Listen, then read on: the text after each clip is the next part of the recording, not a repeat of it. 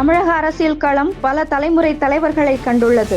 ஆனால் மிக குறுகிய காலத்தில் அரசியலில் நுழைந்து மிக உயரிய பதவிகளில் ஒன்றான துணை முதலமைச்சர் பதவியை எட்டியிருப்பவர் உதயநிதி ஸ்டாலின். ஒரு நடிகராக, தயாரிப்பாளராக மக்கள் மனதில் இடம் பிடித்தவர். இன்று திராவிட முன்னேற்ற கழகத்தின் எதிர்கால தூணாகவும் பார்க்கப்படுகிறார். அவரது பிறப்பு, கல்வி, சினிமா பயணம் மற்றும் வரலாற்று சிறப்பு மிக்க அரசியல் குறித்த கழுகு பார்வையை இப்போது பார்க்கலாம்.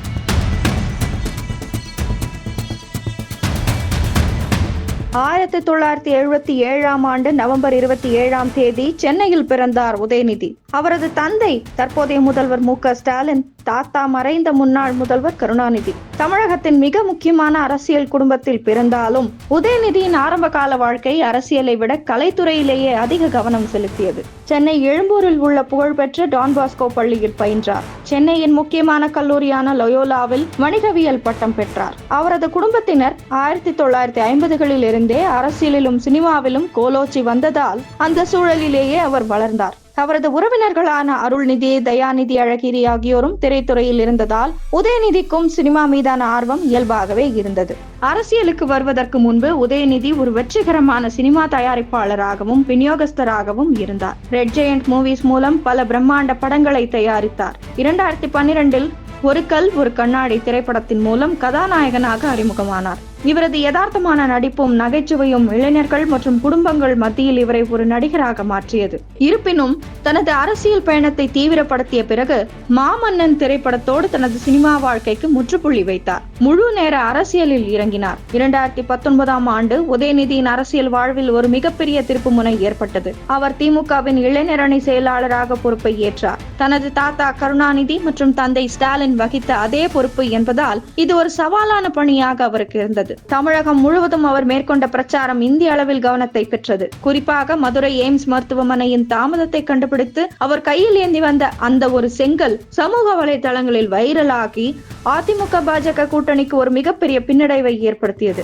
எளிய முறையில் மக்களை சென்றடைவதில் அவர் ஒரு வித்தகர் என்பதை அந்த சம்பவம் நிரூபித்தது. 2021 சட்டமன்ற தேர்தலில் தனது தாத்தா கலைஞர் போட்டியிட்ட சேப்பாக்கம், திருவல்லிக்கேணி தொகுதியில் போட்டியிட்டு ஒரு மிகப்பெரிய வெற்றியை பதிவு செய்தார். தமிழகத்திலேயே முதல் முறையாக தனது தொகுதியில் இயந்திர மனிதர்களை கொண்டு கழிவு நீரை சுத்தம் செய்யும் திட்டத்தை 2021 ஜூன் 21 அன்று தொடங்கி வைத்தார். டிசம்பர் 14, 2022 அன்று தமிழக அமைச்சரவையில் விளையாட்டு மேம்பாடு மற்றும் இளைஞர் நலத்துறை அமைச்சராக பொறுப்பேற்றார். விளையாட்டுத்துறை அமைச்சராக அவர் செய்த மாற்றங்கள் குறிப்பிடத்தக்கவை. கேலோ இந்தியா போட்டிகளை தமிழகத்தில் நடத்தியது, சென்னையில் உலகக்கோப்பை ஸ்குவாஷ் போட்டிகளை ஒருங்கிணைத்தது என தமிழகத்தை இந்தியாவின் விளையாட்டு தலைநகராக மாற்ற அவர் பல்வேறு நடவடிக்கைகளை எடுத்து வருகிறார். 2024ஆம் ஆண்டு உதயநிதி ஸ்டாலினின் அரசியல் பயணத்தில் ஒரு முக்கியமானது தனது 46 வயதில் தமிழகத்தின் 3வது துணை முதலமைச்சராக பதவியேற்றார். தமிழக வரலாற்றிலேயே மிக இளம் வயதில் துணை முதலமைச்சர் பதவியை எட்டியவர் என்ற பெருமையை உதயநிதி பெற்றார்.